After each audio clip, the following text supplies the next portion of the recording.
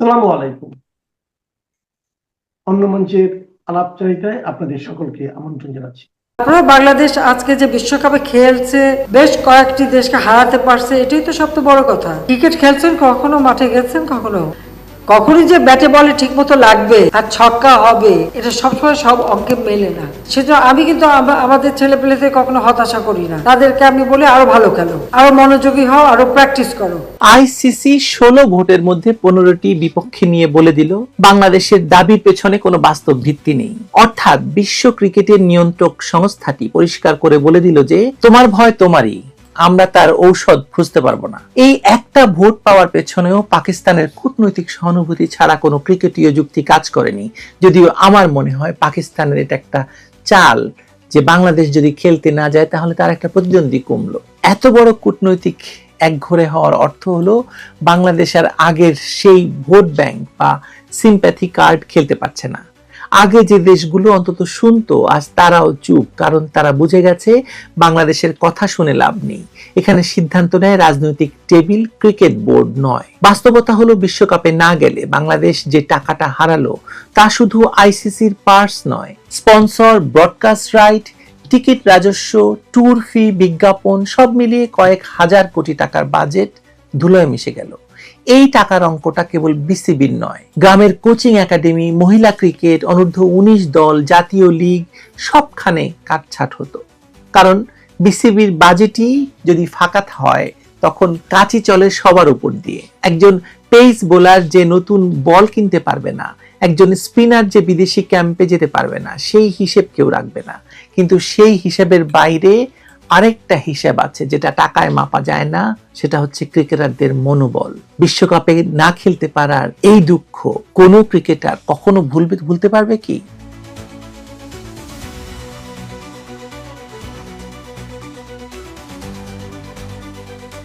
ভারতে টি-20 বিশ্বকাপে অংশগ্রহণে বাংলাদেশের অস্বীকৃতি ক্রিকেটীয় ইতিহাসে একটি কালো অধ্যায় হয়ে থাকবে। যে সিদ্ধান্তকে নিরাপত্তার আড়ালে লুকানোর চেষ্টা করা হয়েছে তা আসলে বাংলাদেশের ক্রিকেটের মেরুদণ্ড ভেঙে দেওয়ার একটি নিষ্ঠুর রাজনীতি। আইসিসির বোর্ড মিটিংয়ে বাংলাদেশের নিজস্ব ভোট ছাড়া বাকি 15 ভোটের মধ্যে মাত্র একটি ভোট, মানে পাকিস্তানের ভোট পাওয়ার মাধ্যমে বাংলাদেশের আন্তর্জাতিক বিচ্ছিন্নতার চিত্রটি পরিষ্কার হয়ে উঠেছে। এই ঘটনা শুধু একটি বিশ্বকাপের সুযোগ হারানো নয়, বরং বাংলাদেশের ক্রিকেটের ভবিষ্যতের জন্য একটি বিপজ্জনক পরিণতিও বটে। রাজনৈতিক সিদ্ধান্তের নামে ক্রিকেটকে জিম্মি করার এই প্রক্রিয়ায় সবচেয়ে বড় ক্ষতিগ্রস্ত হয়েছে খেলোয়াড়রা, যারা বছরের পর বছর কঠোর পরিশ্রম করে বিশ্বকাপের স্বপ্ন দেখেছেন। তাদের সেই স্বপ্ন রাজনৈতিক উদ্দেশ্যের বলি হয়েছে। মুস্তাফিজুর রহমানের ঘটনাকে কেন্দ্র করে যে নিরাপত্তার অজুহাত তুলে ধরা হয়েছে, আইসিসি তার স্বাধীন মূল্যায়নে সেই দাবিকে ভিত্তিহীন প্রমাণ করে দিয়েছে। যেখানে আন্তর্জাতিক সংস্থা নির্ভরযোগ্য নিরাপত্তা ঝুঁকির কোনো প্রমাণ পায়নি, সেখানে বাংলাদেশের একগুঁয়েমি, বিশেষ করে বাংলাদেশের একজন উপদেষ্টা আসিফ নজরুলের একগুঁয়েমি এবং মিথ্যাচার, রাজনৈতিক প্রতিহিংসার যে প্রমাণ আমরা পেয়েছি, সেটা একটা ভয়ঙ্কর অবস্থায় নিয়ে গেছে বাংলাদেশের অবস্থানকে। এই সিদ্ধান্তের আর্থিক ক্ষতি অকল্পনীয়। টি-20 বিশ্বকাপে অংশগ্রহণ থেকে প্রাপ্ত অর্থ, স্পন্সরশিপের সুবিধা, খেলোয়াড়দের এক্সপোজার এবং দেশের ক্রিকেট ব্র্যান্ডিং এর যে মূল্য, তার পরিমাণ কোটি কোটি কোটি টাকা। এই অর্থ শুধু বিসিবির কোষাগারে ক্ষতি নয়, এটি বাংলাদেশের ক্রিকেট অবকাঠামো, তৃণমূল পর্যায়ের ক্রিকেট উন্নয়ন এবং ভবিষ্যৎ প্রজন্মের জন্য বিনিয়োগের সুযোগ হারানো। সর্বোপরি বিশ্বকাপের মতো প্ল্যাটফর্মে অনুপস্থিতি বাংলাদেশি ক্রিকেটারদের আন্তর্জাতিক বাজারে মূল্য কমিয়ে দেবে, যার প্রভাব দীর্ঘমেয়াদে ক্ষতিকর হবে ক্রিকেটারদের জন্যই। তবে সবচেয়ে উদ্বেগজনক বিষয় হলো আন্তর্জাতিক ক্রিকেট মহলে বাংলাদেশের বিশ্বাসযোগ্যতা এবং সম্মানের ক্ষতি। আইসিসির বোর্ড মিটিং এ যে বিচ্ছিন্নতা দেখা গেল তা প্রমাণ করে যে বাংলাদেশ ক্রিকেট কূটনীতিতে সম্পূর্ণ ব্যর্থ হয়েছে। এক সময় যে দেশ বড় 3 টিমের বিপরীতে মধ্য এবং নিম্ন আয়ের দেশগুলোর নেতৃত্ব দিত, সেই দেশ আজ আইসিসিতে একাকী দাঁড়িয়ে আছে। এমনকি জিম্বাবুয়ে, ওয়েস্ট ইন্ডিজের মতো দেশগুলো বাংলাদেশের পাশে দাঁড়ায়নি, যা বাংলাদেশের নৈতিক অবস্থানের দুর্বলতাকে প্রমাণ করে। এই সিদ্ধান্ত যেভাবে নেওয়া হলো সেটিই সবচেয়ে বড় সতর্কবার্তা। ক্রিকেট প্রশাসনের মেরুদণ্ড কোথাও দাঁড়িয়ে নেই। বোর্ড যদি স্বাধীন যুক্তি সাজাতে না পারে, খেলোয়াড়দের স্বার্থকে অগ্রাধিকার দিতে না পারে, আলোচনার বিকল্প পথ যেমন নিরপেক্ষ সিকিউরিটি অডিটর যোগ করা, নির্দিষ্ট ভেন্যুতে অতিরিক্ত বাফার, দলীয় লিয়াজ অফিসার এসব প্রস্তাব রাখতে না পারে, তাহলে বোর্ডের কি দরকার? বোর্ডের অস্তিত্ব কি মানে রাখতে হবে কেন?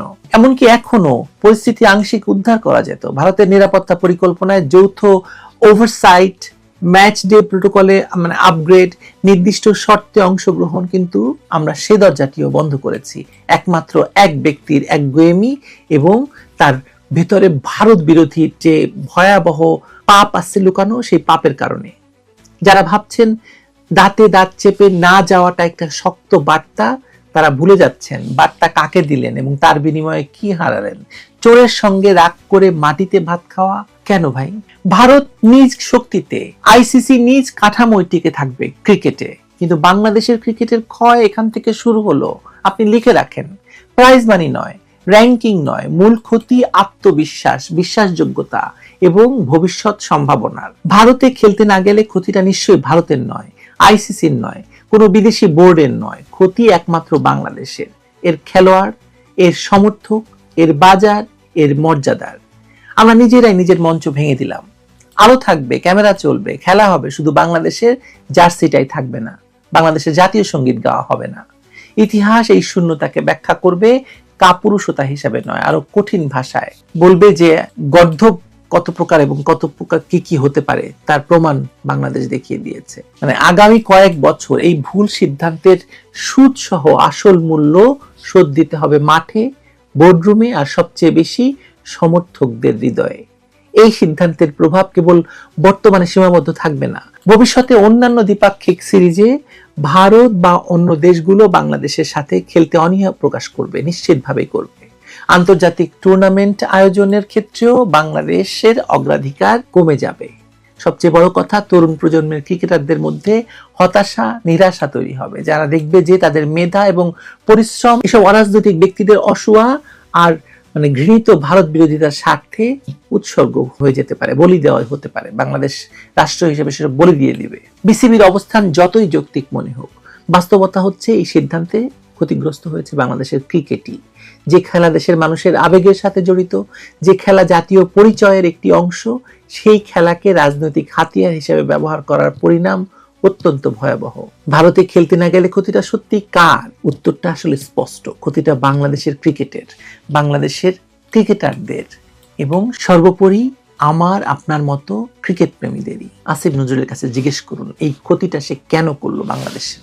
সে তো উড়ে যাবে, বাংলাদেশের ক্রিকেট থাকবে, ধুঁকতে থাকবে। এই যে ট্রাম্প প্রশাসনে দক্ষিণ এশিয়া অঞ্চলে এই পরিবর্তনগুলো যখন গত কয়েক মাসে সাধিত হয়েছে, তখন দিল্লিতে, মার্কিন যুক্তরাষ্ট্রে এবং বাংলাদেশের ভেতরে অনলাইনে অফলাইনে আওয়ামী লীগ নেতাদের সঙ্গেও মার্কিন যুক্তরাষ্ট্র সরাসরি যোগাযোগ করেছে। ব্রেন ক্রিস্টেনসেন এটা নিয়ে কোনো রাগঢাক করেন নাই। তিনি বলেছেন, ক্ষমতায় থাকুক বা না থাকুক, সবার সঙ্গে কথা বলার আমাদের দীর্ঘ ইতিহাস রয়েছে। এবং ক্রিস্টেনসেন মনে করিয়েছেন যে এখানে রাজনৈতিক পরিসরের সব দিক থেকেই 20 বছর ধরে আমার বন্ধু রয়েছে। তিনি যেহেতু বারবার ঢাকায় কাজ করেছেন, কাজেই তিনি বলছেন 20 বছর ধরে এই বাংলাদেশের সকল রাজনৈতিক পরিসরে তার বন্ধু রয়েছে। ঢাকায় নতুন মার্কিন রাষ্ট্রদূত ব্রেন্ট ক্রিস্টেনসেন যেমনটা প্রত্যাশা করা হয়েছিল এবং ধারণা করা যাচ্ছিল, ঢাকায় পৌঁছেই এই বার্তা সুস্পষ্ট করা শুরু করেছেন। এক, কোনো বিশেষ রাজনৈতিক দলের পক্ষে তারা অবস্থান নেবেন না, সকল রাজনৈতিক দলের সঙ্গেই তারা যোগাযোগ রক্ষা করবেন। এবং দ্বিতীয়ত, সবচেয়ে গুরুত্বের সঙ্গে যে বিষয়টি তিনি স্পষ্ট করছেন, যে অ্যাসাইনমেন্ট তার জন্য অক্টোবরে মার্কিন সেনেটে তাকে নিয়োগ করবার জন্য যে শুনানি অনুষ্ঠিত হয়েছিল সেখানেই পরিষ্কার করা হয়েছিল, সেটি তিনি খুব স্পষ্ট করে পরিষ্কার করছেন। সেটা হচ্ছে চীনের সঙ্গে অতিরিক্ত মাখামাখি এবং চীনের সঙ্গে কোনো রকম সামরিক সহযোগিতার বিষয়টা ট্রাম্প প্রশাসন বা মার্কিন যুক্তরাষ্ট্র সহ্য করবে না। মার্কিন যুক্তরাষ্ট্র, ট্রাম্প প্রশাসন আমেরিকা ফার্স্ট বলতে কি বোঝায় সে কথা তিনি স্পষ্ট করেছেন গণমাধ্যমের কয়েকজন কর্মীর সঙ্গে এক সাক্ষাৎকারে ঢাকায় এসে 21শে জানুয়ারি তারিখে। এবং সেখানে তিনি এ কথাটা বিশেষভাবে উল্লেখ করেছেন যে বাংলাদেশের সঙ্গে মার্কিন যুক্তরাষ্ট্রের অনেকগুলো ক্ষেত্রে যোগাযোগ হতে পারে, সহযোগিতা হতে পারে এবং একটা সম্পর্ক উন্নয়নের সুযোগ আছে, এবং সেটা বলতে গিয়ে ট্রাম্প প্রশাসনের নিয়োগকৃত এই উচ্চপদস্থ কর্মকর্তা উল্লেখ করেছেন যে বাংলাদেশের সঙ্গে একসঙ্গে মার্কিন যুক্তরাষ্ট্র যা যা নিয়ে কাজ করতে আগ্রহী সেগুলো হচ্ছে অর্থনীতি, বাণিজ্য, ব্যবসা, নিরাপত্তা। আপনাদের আমি বরাবর বলেছি যে নিরাপত্তা, এই অঞ্চলের নিরাপত্তা, মার্কিন যুক্তরাষ্ট্রের প্রভাব সেই নিরাপত্তা বলয়ে বজায় রাখা, এবং বাণিজ্য, অর্থনীতি এবং ব্যবসা 3 ভাগে ভাগ করেছেন বটে মার্কিন যুক্তরাষ্ট্রের রাষ্ট্রদূত, কিন্তু আসলে এই ব্যবসা বাণিজ্যই মূল লক্ষ্য ট্রাম্প প্রশাসনের, এবং সেক্ষেত্রে তারা নিরাপত্তার সঙ্গেও এই ব্যবসা বাণিজ্য অর্থনীতির বিষয়টাকে একেবারে ওতপ্রোতভাবে দেখে, এবং এটা নিয়ে তাদের কোনো রাগ ঢাক নাই। ট্রাম্প প্রশাসন বা প্রেসিডেন্ট ট্রাম্প পুরো পৃথিবীকে যেভাবে পরিচালনা করতে চাইছেন, গত কিছুদিনের ভেনেজুয়েলার ঘটনা যদি নজর করে থাকেন, ইরানের সঙ্গে তার মন্তব্য বা তার অবস্থান সেগুলোর দিকে যদি নজর করে থাকেন, কিংবা গ্রিনল্যান্ড নিয়ে এখন যা চলছে সেসবে নজর রাখলে আপনি নিশ্চয়ই বুঝতে পারছেন যে বাণিজ্য, ব্যবসা, অর্থনীতি, মার্কিন যুক্তরাষ্ট্রের এসব স্বার্থ ক্ষতিগ্রস্ত হবে, আর মার্কিন যুক্তরাষ্ট্রের নিরাপত্তা নিয়ে কোনো সমস্যা তৈরি হবে। আপনি মার্কিন প্রভাব বলয়ের বাইরে গিয়ে চীনের সঙ্গে, মানে তার যাতে নিরাপত্তা ঝুঁকি তৈরি হয় এমন কারো সঙ্গে, চীন বা রাশিয়ার সঙ্গে বেশি মাখামাখি করবেন, মার্কিন যুক্তরাষ্ট্র প্রয়োজনে যে কোনো ব্যবস্থা নিয়ে সেটা ঠেকাবে। মার্কিন যুক্তরাষ্ট্র মুখিয়ে আছে অন্তর্বর্তীকালীন সরকারের অবসানে একটা নির্বাচিত সরকারের সঙ্গে কাজ করতে। সেই বার্তাগুলো যেমন দেওয়া হয়েছিল, তেমনি কিন্তু এ বার্তা তারেক রহমানের সঙ্গে সাক্ষাৎ করে পরিষ্কারভাবে ব্রেন ক্রিস্টেনসেন দিয়েছিলেন যে তারা সকল রাজনৈতিক দলের সঙ্গেই আলাপ করবেন।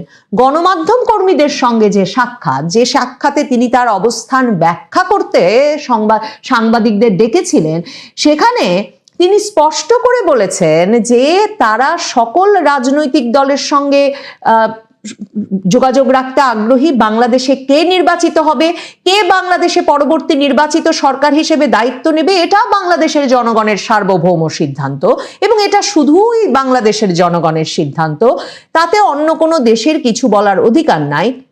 তবে আপনারা জানেন আমরা সবার সঙ্গে কথা বলি, মানে কোনো রাগঢাক করেন নাই, কারণ আমি আপনাদের বলছিলাম যে এই যে ট্রাম্প প্রশাসনে দক্ষিণ এশিয়া অঞ্চলে এই পরিবর্তনগুলো যখন গত কয়েক মাসে সাধিত হয়েছে, তখন দিল্লিতে, মার্কিন যুক্তরাষ্ট্রে এবং বাংলাদেশের ভেতরে অনলাইনে অফলাইনে আওয়ামী লীগ নেতাদের সঙ্গেও মার্কিন যুক্তরাষ্ট্র সরাসরি যোগাযোগ করেছে। ব্রেন ক্রিস্টেনসেন এটা নিয়ে কোনো রাগঢাক করেন নাই। তিনি বলেছেন ক্ষমতায় থাকুক বা না থাকুক সবার সঙ্গে কথা বলার আমাদের দীর্ঘ ইতিহাস রয়েছে, এবং ক্রিস্টেনসেন মনে করিয়েছেন যে এখানে রাজনৈতিক পরিসরের সব দিক থেকেই 20 বছর ধরে আমার বন্ধু রয়েছে। তিনি যেহেতু বারবার ঢাকায় কাজ করেছেন, কাজেই তিনি বলছেন 20 বছর ধরে এই বাংলাদেশের সকল রাজনৈতিক পরিসরে তার বন্ধু রয়েছে।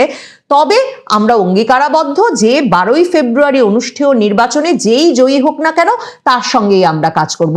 কেন ডক্টর মোহাম্মদ ইউনূসের সরকার, অন্তর্বর্তীকালীন সরকারকে সরিয়ে একটা নির্বাচিত সরকার আসবে, এটার জন্য মার্কিন যুক্তরাষ্ট্র একরকম মুখিয়ে আছে। তার একটা বিরাট কারণ অন্তর্বর্তীকালীন সরকারের সঙ্গে চীনের যে অতিরিক্ত মাখামাখি, মানে মার্কিন রাষ্ট্রদূত আসার 2 দিন আগেও এই যে অন্তর্বর্তীকালীন সরকার, যে তার যখন আর মেয়াদ বাকি 1 মাসের কিছুমাত্র বেশি সময়, 608 কোটি টাকার একটা চুক্তি সই করেছে চীনের সঙ্গে সামরিক ড্রোন কারখানা স্থাপনের।